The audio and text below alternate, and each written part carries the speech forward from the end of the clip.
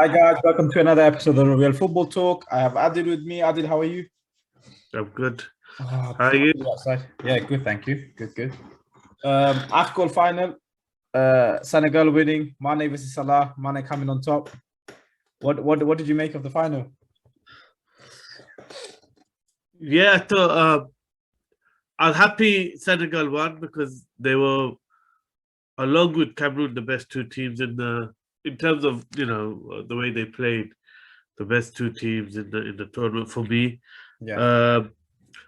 Egypt flattered to deceive the whole tournament. They played this defensive style of football. Relied on draws, the odd goal, but they never.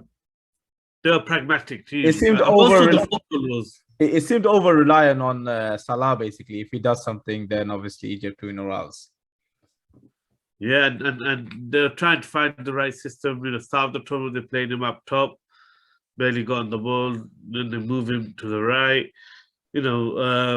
But they had a big name manager in Quiros, and you'd expect them to try and play a bit more football, but they were just much like most of the tournament. Most of the teams just sat off and defended, and it was like watching Italian football 5 years ago. Yeah, man. For the amount of quality players on the pitch, a lot of the games were quite hard to watch. Very similar.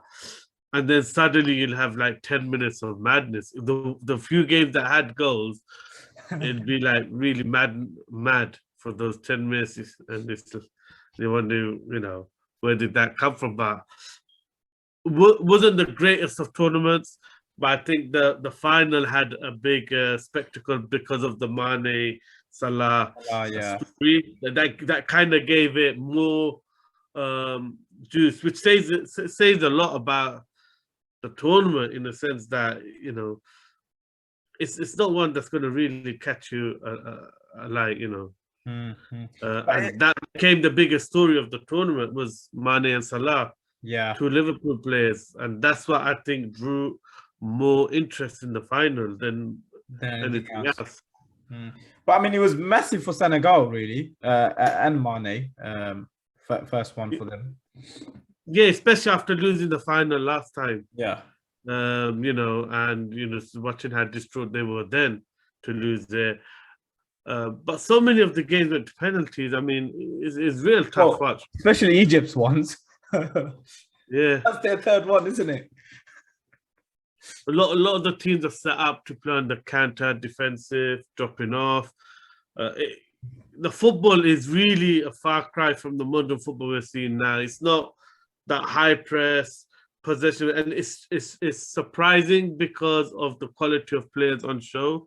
Like, I was surprised to see a lot of the teams had quality players in there.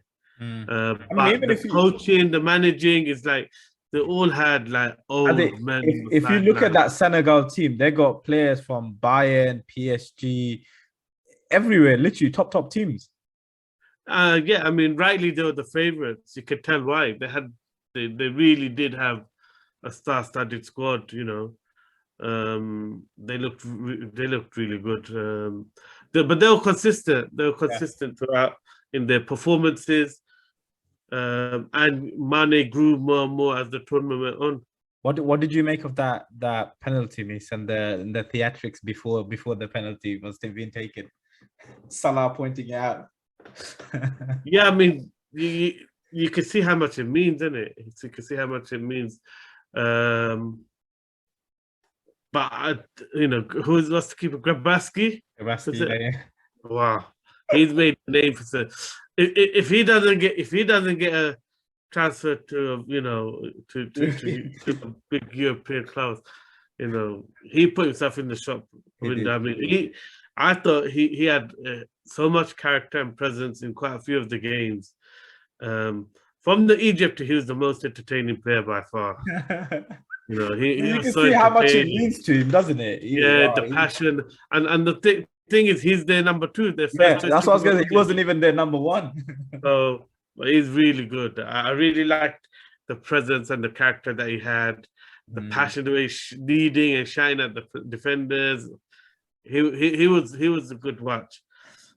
So yeah, no, I was glad Senegal won it at the end because I felt like they were the team that I had mean, they consistency in kind the of deserved it according to their performance, isn't it? So yeah, I mean they were the better team in the final. yeah. They're more ambitious. Do you know what? I think it would have been a really good final if it was Cameroon versus Senegal, even though if he had It would have been more entertaining final. Yeah. More balanced team. But anyways, Mane goes home with the trophy. Did you hear what he said? He said about what's it called? He's not 100% happy. He's a bit sad because his best friend obviously lost. No, but that's a nice touch. That's a nice touch. That's but felt hard. that is money. Money is Yeah. like that. It's like everyone knows money is a bit like Conte of Chelsea. The very very humble guys. Very much don't like the limelight, like giving it to others, and and yeah, it just proves contrary to what we all thought last year. They actually have quite a close relationship. Yeah, I mean, he clearly said that's his best friend. That shows it. That proves it. Right, let's move on to the theatrics of the FA Cup. Great weekend. Non-league teams knocking out championship team, and then Kidderminster almost knocked out West Ham, apart from Declan Rice coming to save their day. But let's focus on the team.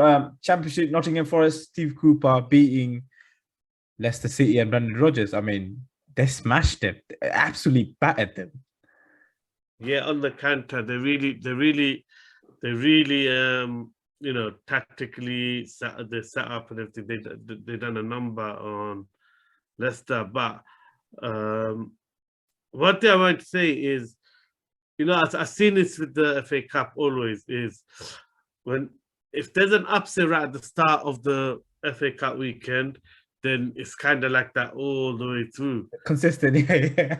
Yeah, so like, I know what you're talking about. But United lose to Middlesbrough at the start of the week. I just knew there's gonna be this is gonna be a fun FA Cup one because there'll be a lot more upsets, or a lot of close shaves, which happened to so many of the games went to extra time against the big boys. Chelsea, West Ham. Teams really struggle. Yeah, the ones who got over the line, and then obviously there's the huge cup shock. So really good for the FA Cup. That because last few years it seems like it's been lacking during the COVID. FA Cup seems like it lacked that punch. It's that home fan. The home fans. He brings a different sort of reaction to the players. Yeah. So no, Steve Cooper, someone with. I mean, you mentioned him previously when you were doing the Luton Town shows and stuff. When he was managing, I think he was Swansea. You've managed what manager he is, and surprised how some of the his Premier League teams are taking. The last England manager to win a World Cup with the under-17. So no, the thing is, he's a manager I highly rate. I think he's the best young manager going in Britain. And what I was surprised to see actually when he was at Swansea was how much he's willing to change his philosophy. It's not just all, good, fast-paced football. He changed his tactics, done a lot of things different to make one of the weakest teams, even in investment and squad-wise, much budget either. Yeah, to the players. So now I'm not surprised the run he's on. I think he's lost only one game since he's taken charge. They were second from bottom at Nottingham Forest. He's won, most of like 80% of his games or something. And he's really getting them suddenly from second from bottom. Now they're trying to really get into the playoff picture. That's a huge transformation, and he's just a very good manager. He's smart, and they got a real superstar in Ben Johnson. Oh, Johnson. You mean Spence? Are you talking about the right back? No, Spence. I'm talking about the midfielder Johnson. Oh, Johnson. Okay, yes. Brentford, I think, bid it like 16 mil, got rejected in January. Yes, I know you're talking about. Yeah. I mean, he looks a really good player. Strangest thing is, he reminds me of lot of his game, the way he plays, reminds me of one of Nottingham Forest's most famous academy products, which was Jermaine Jenas. He actually, so much of his game reminds of Jermaine Jenas when he broke through at Nottingham Forest. Yeah. So before he went on to Spurs and everything, and yeah, I think he's a good manager, and they just blitzed him. And those two goals in 2 minutes completely shell-shocked Leicester. I mean, that second goal, Yeah, absolutely, cutting out the pass. It's just completely shell-shocked Leicester. but even someone you probably know, especially coming from the academy of United, James Garner, he looks a real decent player and seems to be thriving under Steve Cooper. Yeah, I mean, he's always been highly regarded, at Old Trafford. But I think last year was he at Preston, so he was somewhere else. It didn't fully work out for him. But now, and he wasn't playing that much. He had at the start of the season, he had to really, work hard to get into that team. So now he just looks, he's dictating. He's looking like the main guy in that midfield, and you can see the confidence of the players. But I just feel like Leicester are real conundrum. They're really struggling to motivate themselves. What's the issue? Seasons they've been challenging. Why can't they motivate them? I just it's the same group of players. Clearly, they missed out on Champions League 2 years in a row. Surely that should be a driving force for them to, maybe challenge for that. But it just doesn't seem like anything's clicking at the moment. Well, Brendan Rodgers is saying it, calling it out clear cut now. And I was surprised before the tie, he was talking about, last week he was talking about moving players on, players that, probably have passed their time with the club. They've held on. He's made a mistake holding on to players for too long. I was surprised about a lot of those connotations leading up to this game. And then obviously after the game, he's reiterated it. So is it like a message to the board, or is it a message to the players? I just think that's what happens with the manager under pressure. It's a worrying sign. It's a sign of when a man just talks too much about mistakes and future plans and things for the future. They don't normally get given that much time because it just makes the board and everyone nervous that he's giving the wrong messages to the fans. Football is all about present. Everything you say, even if you're planning for the future, you need to talk about present. You need to give hope for present. No one cares about what you're going to fix next year. Yeah, they like the honesty, but you still need to give them hope now. Yeah. Or as boards don't normally say, they don't get. So hopefully that isn't the case, because anyone deserves loyalty. It's him. He's had loads of interest. He's rejected, and obviously he's done amazing with them winning the FA Cup last season, taking them to Europe last few years. I just think it's just like with a lot of teams who have had relative success, it's really hard to maintain that hunger, that motivation, that desire. And even though they're recruiting, and you always feel like with Leicester, they recruit really talented players, but it's to strengthen the squad, not necessarily strengthen their first team, because Rodgers don't want to make that tough decision of dropping maybe a Vardy or a Madison, even though he's hit form now. He was playing really poor for a while at the beginning, not getting dropped. Yeah. So it seems like they've got a lot of talented players that haven't quite established themselves as first team regulars because they just haven't been given the confidence and the chance by the manager. So yeah. It's a big. They're in a transitional phase. They need to move on. Their biggest problem is their defense. Ever since Fofana got injured, the whole they've been downhill since then, and it just shows what a big talent he is, because he made Soyuncu, whoever was next to him, made them all look good, and now, I mean, their biggest problem is Soyuncu. His defending is terrible for the past year. They really need to. Either move him on or get him. Yeah, and he plus he's talking about getting a defender in January on loan. You can see where the issues are. And the weakness in the squad is that central defense. Yeah. is poor. You know, Evans is really struggling. Soyuncu's I mean, he's aging, poor. isn't he? He's been there for a long time, so Yeah. they definitely. But I mean, they got a massive game against away at Liverpool, Anfield. I mean, puts more pressure onto it really. Yeah. It's going to be a tough few weeks, I think, for Leicester. And you know, Rodgers really needs to change the way he's talking and kind of, you know, the excuses, even though they're valid But or they may be valid, it's not the message but you want to give the squad. if you're a player, Adil, you would look at that and you straight away get demotivated. If Yeah, the manager especially doesn't have. yeah, it just seems like he's throwing a white flag, which I'm sure he isn't. But that's definitely the impression he's giving, you know, making those excuses, talking about moving players on, their time's up. It's fine, that may be the reason, but you got to keep those close to your chest because Yeah. that squad is still your squad until the end of the season. And, you know, if you drop those first team players that you think, you know, need to move on, after you've said it, they're gonna know they're the guys that you've lost faith in. They're the guys you think needs to get moved on. So, you know, they're gonna be unhappy in the background. So, I think yes, we've seen a lot of managers starting to do this before the end of their time.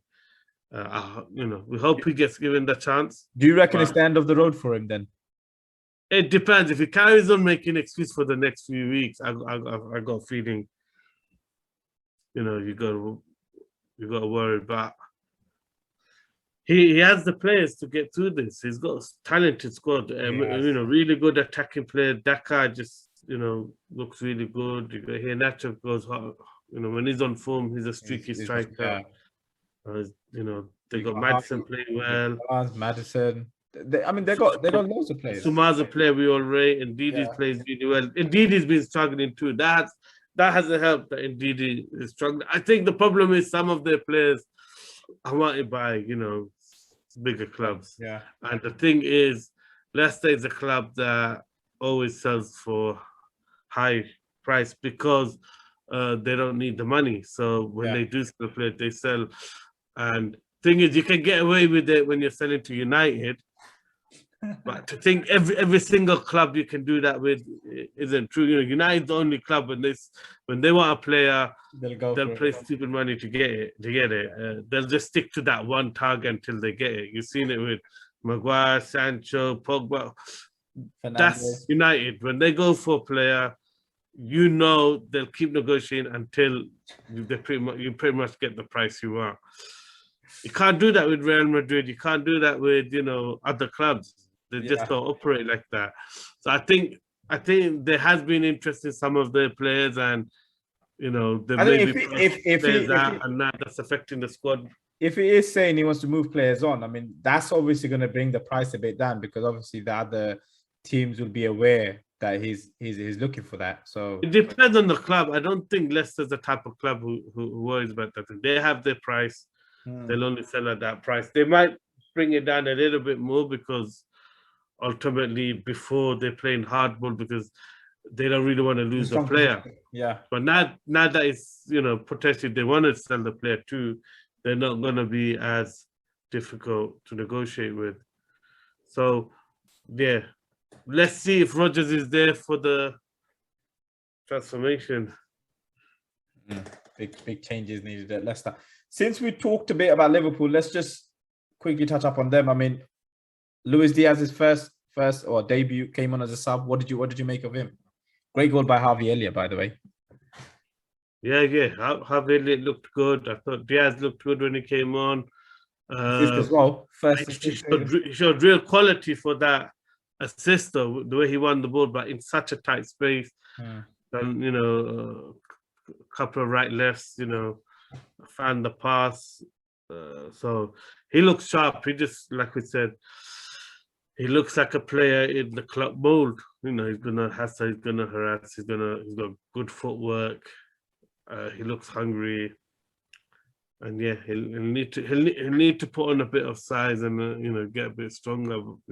That'll come with the physicality of the Premier League. It's Yeah. gonna just naturally build him, anyways. But yeah, that Chelsea squad looks really strong. I mean, whoever they put on, whoever they played, they look really good. How do you mean Liverpool, right? Sorry, Liverpool. Sorry, Chelsea. Oh, sorry. I know you want to talk about Chelsea. No, they got a really strong squad. I think their backups are looking really consistent. Well, I mean, they pretty much got a second team now. If you look at it, you got Diaz, then you can play Firmino and either Minamino or Oxlade-Chamberlain. Yeah, and all that with that, everyone was saying, "Oh, Liverpool going to get found out." Once Mane and Salah gone, and yeah, they've just steamrolled on and shown what a quality squad they've got. They've got a lot of players that are flexible. You had Oxlade-Chamberlain playing, taking the Salah position on the right wing.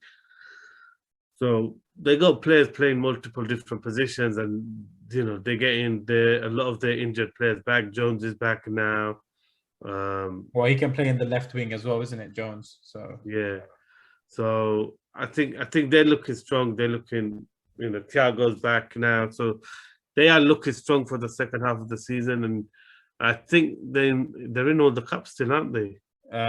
Yeah. Well, in the League Cup final, still in FA Cup. Got Champions League. Well, Premier League. Outside chance of the league, so they could have.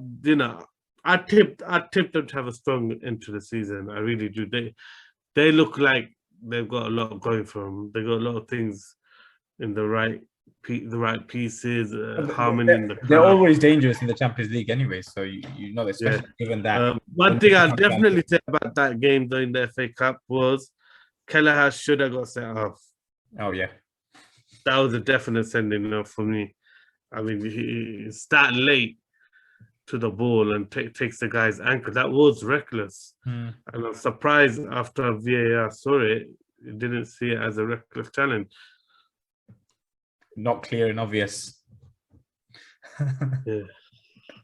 But let's move on to the next team. I mean, you're talking about Chelsea. What did you make of Chelsea? I mean, needing extra time against Plymouth to get through. They just seem to be struggling again. I don't know. I don't think they're a rhythm problem. I think they're struggling to score again. Is more that's a complete one-sided game. No, yeah. I think how many times did they hit the post or the bar? I think 3 times. Something like that. A lot of chances. They dominate the game. I think they had 40 odd shots. It's obviously it looks like they really struggled because they went to extra time. They didn't really struggle. It's just no, but as in they're struggling to score, right? It seems to be a problem again. But it's not. They're not struggling to create chances. It's just putting that killer instinct ain't quite there, putting it away. But that's the magic of the cup, innit? Do you know what I wanted to ask? Because it seems like a repeat of like last year. Is this a problem with maybe Tuchel and his tactics, or is it just the players? I don't know. I don't think. Like, what's the reason? Because it's happening again. Now they got a striker who was ripping up in the Serie A, but again, we still having issues with Chelsea. I don't know. I think we can overread into the situation. They got through. They needed Kepa to pull out a great save in the for the penalty.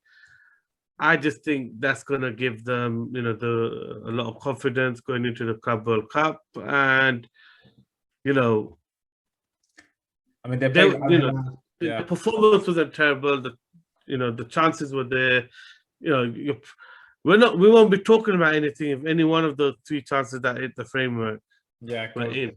So I just think, obviously they haven't managed to gel Lukaku in well enough yet, but you're starting to see, just especially before this winter break thing, signs of that last game, especially they're trying to get him more involved, get the ball into him a lot sooner and quicker. So Tuchel will fix that eventually. Do you reckon it's a good kind of small breakaway from the Premier League whilst they go to the Club World Cup? I mean, they got 2 games, one against Al Hilal and potentially probably against Palmeiras, second best team there.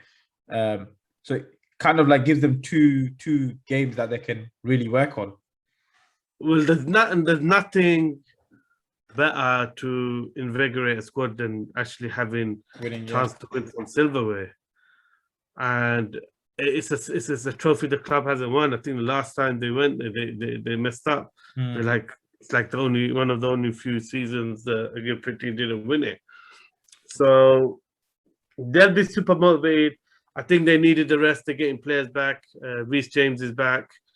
They had a lot of injuries leading up to December, January. They had a lot of injuries. I mean, they got two cup finals, I do.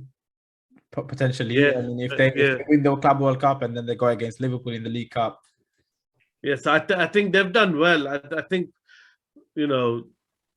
people are probably, and that's the thing. Tuchel's like that. He doesn't make a song and dance about things, but most managers would have moaned about the injury list a lot more than he has. People aren't recognizing that a lot of players have been injured. They've had a lot of instability. Positions, yeah. Especially in the back line, midfield, in all areas actually of the squad. It's just they've constantly had to switch things. And I think they'll be highly motivated to win the Club World Cup. It's not easy. I mean, Al Hilal has quite a few good players. They got Igalo. Recently signed, yeah. Matheus Pereira, who we saw what he did for West Brom last year. Who else have they got? He played against Chelsea as well, isn't it? Didn't he? Yeah, he's got previous against Chelsea. He's got a hat-trick, isn't he? Like, so that's a good shot. Yeah, so he's got previous against Chelsea as well. So they actually have a really good squad, Al Hilal, and then we're assuming it'll be Palmeiras in the final. Yeah. Traditionally, it's the South American Libertadores champions that win it, but they've won it the last 2 seasons. The Copa Libertadores. So, they're the powerhouse of the Champions League in South America. What do you make of that youngster Enric up front? Recently broken through. I haven't seen him, but obviously everyone's talking about his skill, how good he is. But the play I'm looking forward to checking out is someone that a lot of the big clubs have been scouting for a long time. Is Gabriel Menino. I mean, he's been Menino, yeah. His style is meant to be, suits the European game. Yeah. We've had quite a few, clubs interested in him. So I'm looking forward to checking him out, seeing how good he really is. But Endrick, obviously, if he plays, we don't know if he's going to play. Funny thing, around him. Funny thing, Football Manager, I actually buy Gabriel Menino and play him as a right back, not as and he becomes a really good right back. So, well, I mean, Palmeiras have done really well because they've got a Portuguese coach, and he seems like a cup specialist. He'll understand the European League and the football, so it should be. Yeah.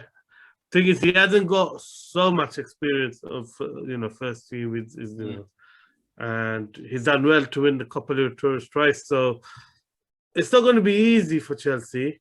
I think the Al Hilal match might be hard actually. When you look at some of the players that they have, yeah, I can't remember who they had the strike. They got another really good strike, like known, accomplished striker. Gotta have to look out. So Matheus Pereira and I can't remember the other one. But they got good players basically. That's Musa Marega, who was actually doing really well for Porto in the Champions League last year. Okay, yes. So I think West Ham were linked with him at one point as well. Yeah, so they got actually quite a lot of good players. So should be interesting.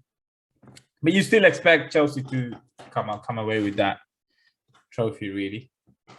Yeah, I just think that European style of just The problem with the reason why Chelsea struggles half the time is because They can't. they are They don't finish so up good enough. at winning the ball back. Their counter pressing is so good. I mean, they are so good at retrieving possession and stopping you from attacking. And the counter pressing is so good that they end up suffocating opposition with possession. But that also means it's hard to create space and find space to attack, because the team is always camped in the same positions.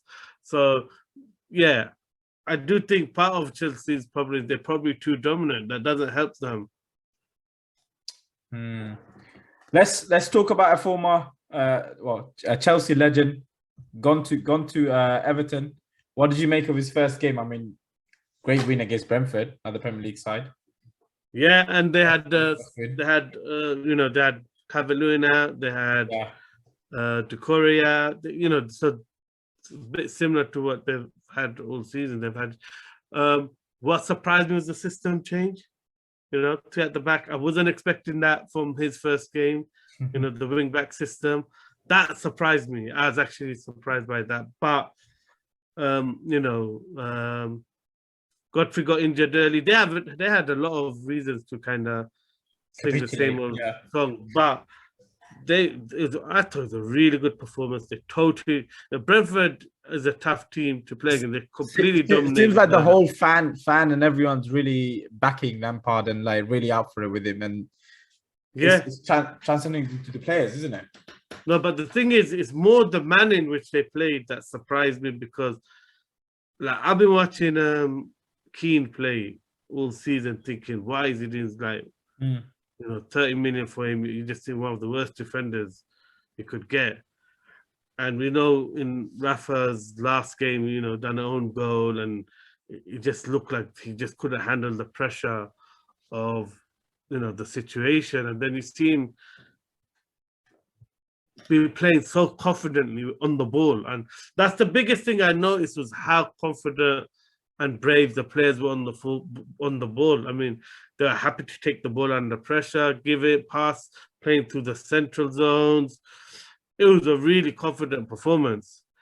And you could see the players were playing with so much positivity and confidence. And Lampard, that bounce, that new manager bounce is definitely there with Everton. They looked really confident. They knew what they were doing, and they played like the team that was at home and enjoying that pressure, rather than falling under the pressure. Yeah, they really enjoyed it. But I was surprised at how well they played. To say the truth, he's already stamped his authority. Do you think this time around he'll help a lot more because he has an experienced head at the back with the Clements there with him as assistant manager? Yeah, I'm sure that'd help. In terms of I'm sure that'd help in terms of but he had Jody Morris as his number 2 previously, who was really highly rated as well. So, but I do think, probably having a bit more experience and someone who's worked alongside Ancelotti, that might help, because obviously he's going to bring that Ancelotti touch back, which was so favoured at the club, even though it wasn't really that successful because they ended up 10th. It definitely had the players happy and the board happy. So that approach might work, where it's all about balance, all about the players and TLC of the players. And I think Lampard is similar. He's that type of manager. He makes it all about the players, making them confident, making them, be brave on the ball. He has those values. You saw that. Everything that Lampard is about, you saw that in the performance. Is that what Everton were lacking, in that bit of confidence from the manager and the belief, do you reckon? Because I think Benitez was more focused on trying to fix things for the long term, that he wasn't focused. It was it's just too much trying to fix the defensive shape, the defensive weaknesses, and not focusing enough on the attacking areas and the attacking, and that's the biggest difference. Is Everton wanted to be protagonists in that game. They wanted the ball.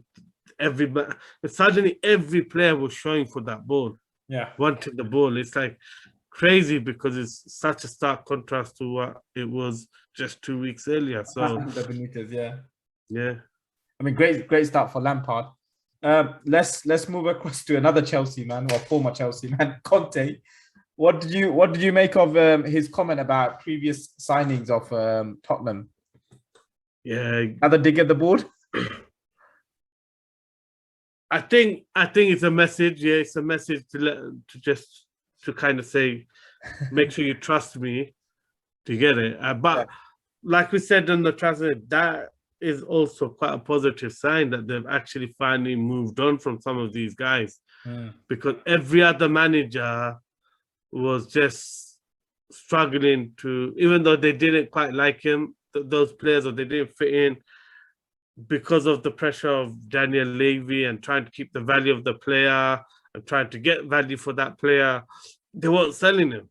So then it's a manager is lumbered with a player that doesn't they don't want. Yeah, but it's too much of a big name that the media is always going to talk about. So actually moving on from Dembele and Dele Alli just proves to me Conte means business, Spurs means business. He's winning that power struggle in the sporting direction of the club, and he's letting everyone know with his messages in press conference. I mean, he's reminding, the thing is, that's what he does really well, is he makes sure he educates the fans, so then the board are compelled to go along with what he wants because the fans are educated and know they what know the manager wants. So yeah, it's not just a message to the board, it's also a message to the fans. I mean, Ken looks like back in form as well, isn't it? Seems like getting back to his best. Yeah, I didn't think he was playing that bad, even when he wasn't scoring. I've seen him hitting the post quite a few times, missed a few chances. But yeah, I mean, you only have to look at Conte's record. I mean, his system always gets the best out of the strikers. He always plays systems which feeds the strikers. So it's a no-brainer. Eventually, Kane will end up scoring goals. I mean, and I like the fact that he's not doing the false nine thing to the ridiculous level that he was. He still links up. He still drops in when they lose the ball, but not dropping in so deep when they're building up the play. I think he's given up the hope to sign for Man City. That's why he's.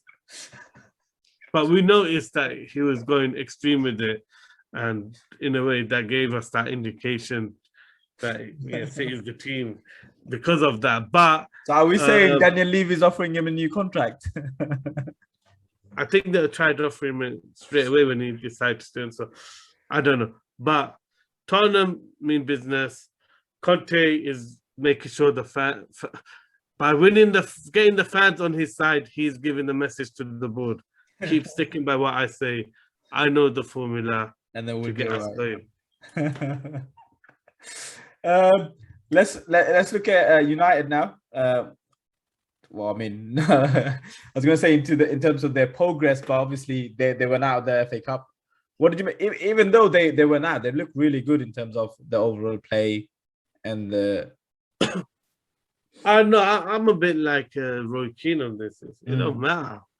You lost to a team that you dominated for 60 minutes, and it always had that feeling that they were taking it too easy. It felt like there was a bit of arrogance in the performance. It was, they weren't taking care of the chances. They tried to score in the most flamboyant way.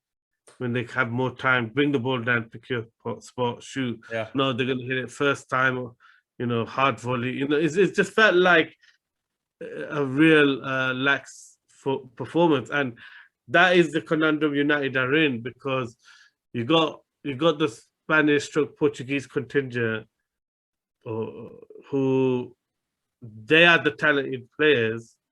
They're the ones who want to play this pressing modern football. But the thing is, they have a mentality problem. Those are the guys who don't put a shift in. They're the ones who will try to score a perfect goal or things like that, rather than get the job done. And then you got the other contingent that aren't as talented, aren't as confident, but they've got the values of the club of grafting. And so it just seems like nothing's really changed enough since Ragnick's taken over, and the same problems are still there. He's slowly trying to build it. That's what I was gonna say. Is it? I mean, is there any improvements, like little steps that you can see, where you Definitely can see as a team they are getting better under Ragnick? Obviously, he's improving. Yeah, I think he's improving in the sense that he really thought this 4-2-2-2 system could work. He's definitely realized the balance of the team is, Premiership is fast-paced football. It's not teams trying to play tiki-taka, keep the ball. It's very direct, fast-paced football. So that system that worked for him in Germany and wherever else is a system that just will never work in the Premiership, against any team, because of the pace and how comfortable the teams are going direct when they have to. So there's involvement. There's a lot of involvement there, because he has now ditched that plan and gone to a more 4-2-3-1, which keeps a bit more balance in the squad. I think he fits the players that they have, anyways.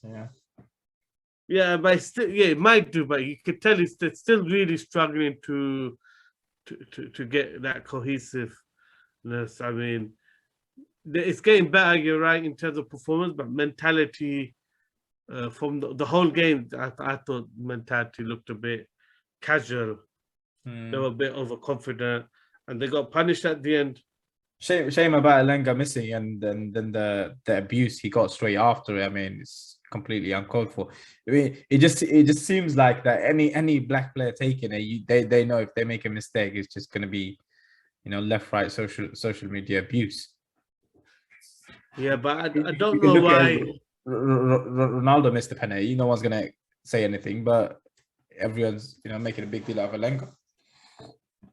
Yeah, I think the way things are reported as well ain't helping the situation, because sometimes actually show the tweets. You can blur out the bits that are racist, but show the profile of that person, show the name of those people. If they're happy to put it up on a public domain in social media, then there's nothing wrong with showing it on the television. But until you actually start calling these people out in a public area, lot of fake accounts. A lot of fake accounts. Doesn't matter.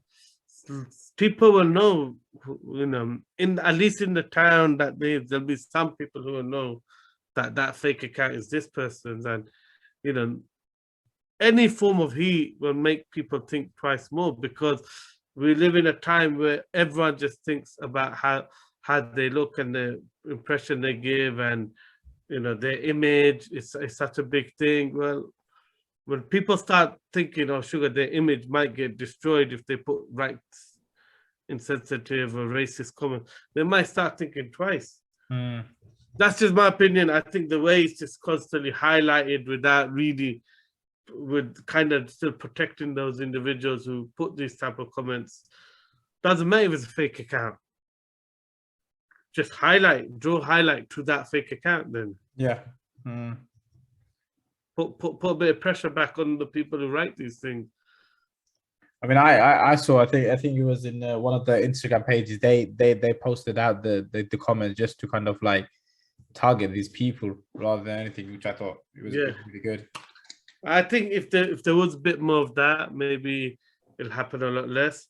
Right now, it just seems like it's reported, and there's a safe haven for these people to keep doing it. That's the thing. It just feels like, but you know what? You can just see it coming. That's the other thing. You can just see.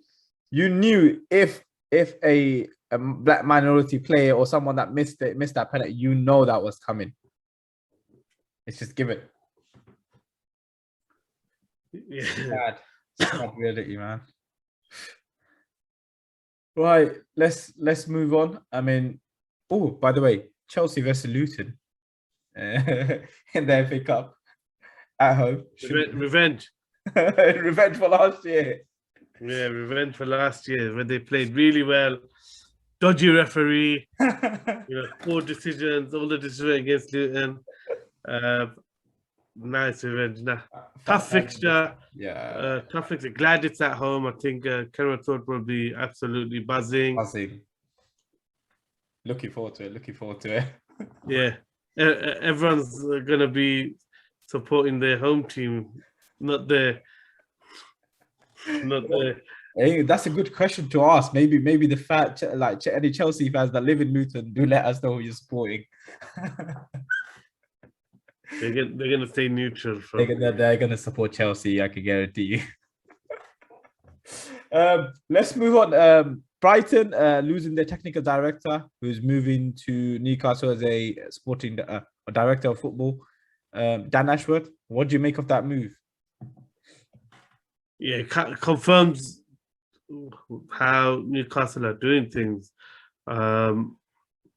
I think they're serious, man. They're doing things really in the right way. When you look at some of the signings like Guimaraes, and not just that, that's the fact that how many players will, because we're all saying, some of these quality players won't want to leave, and but a lot of quality players did want to leave. Yeah. They did want the opportunity to go to Newcastle. It was the clubs that wasn't willing to sell because those players were too important to those clubs, like Sevilla. But Carlos wanted to leave, So, and I don't think it's just because they're throwing money at it. I do, obviously that helps. They're obviously offering wages, but I do think, and that's something that, Amanda Staveley is known for. She's very persistent, I think she's a lawyer, solicitor background. They don't give up, and they negotiate, and they keep lines of communication open, and they eventually will convince you. And the same thing has happened with Dan Ashworth. I mean, just like with the players, where at the beginning you're thinking, nah, you can't just tempt me with money. They clearly are showing a vision and a plan that is exciting people, players, and people of the caliber of Dan Ashworth. Dan Ashworth was part of that England set up in the under-17 one. Yeah. The World Cup, he's done an excellent job at Brighton. I mean, Brighton are taking top South American talent that, a lot of big clubs are wanting. Yeah. We're not just talking, British clubs, even clubs like Juventus and Benfica and those type of clubs who traditionally get those players. Brighton is doing it. So he's got a really good scouting network, really good recruitment network. He's got very good links with, everything. And, I think he's now that Newcastle ain't going to be only about the first team. It's going to have an academy. It's going to be big. It's going to be, and they're doing it slightly different because when Chelsea came in, they had a big manager, spent big money. Yeah. And then after about 4 or 5 years of that approach, then they really focused on youth development and academy and making, trying to make the clubs more self-sufficient. Do you reckon because of the financial fair play, etc., they're trying to kind of go in a balanced, more structured way to build it up to what they want it to be? I just think that's the way the Amanda Staveley and all of them are. They want to do things properly. They want to. It's not just about smashing it and winning the Champions League and getting superstars in. They are football. They're not football people. They are genuinely passionate about the football side of things. They're passionate about the area. So I think they really want to set down a foundation and make that the hub of Northeast football. So they're trying to do things the right way, and I think they will. You're going to see a lot of infrastructure stuff. It's not just going to be about the first team. I mean, someone's going to be They're excited. going to do it a bit more like the way City did it, basically. Yeah, City just, even though they spent money and everything, they always had a plan for academy and the whole project. But they straight away started the project at the background as well, didn't they? Because I don't know how much it was they were spending to revamp that whole training facility, etc., or the area around it, the campus and everything. Yeah. So I do think Newcastle are doing something similar, and Dan Ashworth just gives a lot of credibility to the project. Might not be a fancy name, but the fact that they've gone for him and not some big European like Perisic or these type of guys, Agnelli, or these type of sporting directors that know agents, that know loads of players that can get big names. The fact is they've gone for someone who knows the youth development, knows the scouting departments. It just tells you they're not in it to really get ripped off. Even if you look at the players they went for, they went for few ready-made stars for now, but a lot of the guys they've got are stars for the future. Yeah, I mean, as well, for Botman, I think it was from Lille. Yeah, the other name, or Badia Shill, or the guys they were going for before they went for Carlos and Dan Burns were younger stars of the future. So it's definitely they're planning more long-term than people realize. Exciting summer I heard for Newcastle, it seems. I think clubs like United, Arsenal, Spurs, clubs that are still struggling to win, challenge for trophies, they're gonna be slightly more jealous. There's another there's a new big boy in town that's gonna probably nick players from their market. Another spot from the Champions League gone soon, potentially. Oh man, could you imagine that? Could you imagine? I mean, if Newcastle get a really good squad, that's like what you got: Liverpool, Man City, Chelsea, United, Tottenham, Arsenal, Newcastle. That's crazy. And then you got Everton and Aston Villa who will spend money. Yeah, exactly. Rich owners too. Leicester will still, be a bat. So yeah. Like we said, we've been saying for a long time, the Premiership will be a top 10, top 12. It's good though. Yeah, but if all of those teams end up having superstar players, then it's gonna be like Champions League quality in the Premiership. Yeah. If every one of those are able to afford and attract the superstar players, each one. I mean, it'd be hard because I'm sure some of them will want to be in the Champions League. That's what I was gonna say. Yeah, that's going to be the only major block, unless obviously UEFA decide to give Premier League money takes a lot of these blockers away. Clears the path a lot. So I'm sure Newcastle owners could lend a few billions to UEFA to sort out more spots in the Champions League for Premier League teams. Something's gonna give in it because these big clubs are gonna want the exposure of the biggest competition. That's hence why the whole Super League plan came in the first place, was because those big clubs wanted to monopolize all that TV broadcasting revenue for themselves rather than share it out. Let's see. All I know is Sky best start getting the purse strings ready, because it's gonna cost them a lot the next round of Premiership. What was the last one? 3 billion or something, wasn't it? Yeah, and the overseas one was a bit more. Yeah. So, but I don't know how long it goes on until. But the next round is going to just be more. Newcastle just guaranteed that. But I do. I'm sure you're going to get Saudi bidding. Yeah, for the foreign rights now. They got a club there. And got Al Hilal as well. No, but considering how many teams will be up there challenging, like the excitement of it will just it's a buzz in itself. And every country, every broadcasters would want to show the Premier League. No disrespect to any other leagues, but it is the best league. especially when a lot of the big clubs in the other leagues are downsizing and down tooling in terms of Barcelona, Real Madrid, Juventus. Those traditional teams are kind of down tooling, or they're borrowing heavily from investment banks just to compete with the Premier League in terms. So,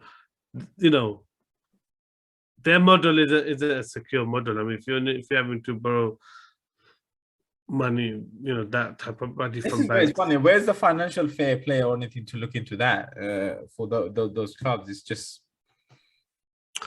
it's because they've got long-term debt repayment plans. It's like the house mortgage that you buy. If you borrow, let's say 100 mil, and you have 35 years to pay it back. It's not going to really affect financial fair play, is it? Oh no. But still, I'm just saying that surely there's something to consider, because it's just some of the debts some of these big clubs have is just ridiculous. That's why I'm saying more, because I mean it's out there for everyone to see and you wait for to see, but they're not going to do anything, because I mean they didn't do anything about those clubs that stayed in the Super League still, or tried to make a maneuver still. All these leagues are under pressure, because at the end of the day, they're all these European clubs are fighting for the same market. China can only, you can't watch all the matches at the same time in Europe. So, in same with India. So those type of markets where they pay big money, have a lot of fans who like watching European football, they're all fighting for whether is it La Liga, is it Premiership, is it Italian League, is it German League, Yeah. So everyone's under pressure. It's kind of, they're having to borrow the money, because if they're not getting the players, it's hard to sell their league. Yeah. Oh, reports saying that obviously Madrid apparently dropped out of the race for Haaland.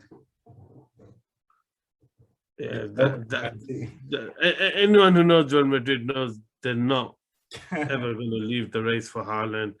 That's just messages for Mino Raiola and brinksmanship.